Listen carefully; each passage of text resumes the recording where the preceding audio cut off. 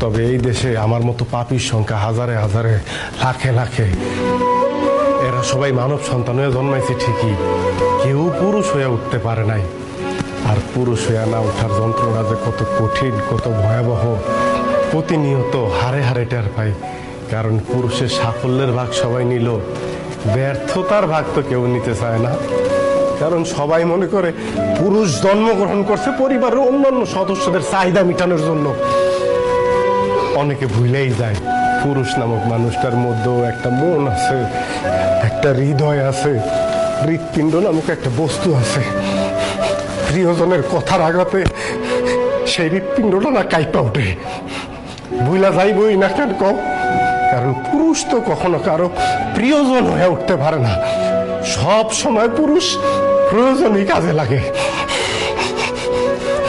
জানো সোনিয়া, পুরুষ মানুষ সবসময় চোখ দিয়ে কান্না করে না, মুখ দিয়েও আর্তনাদ করে না।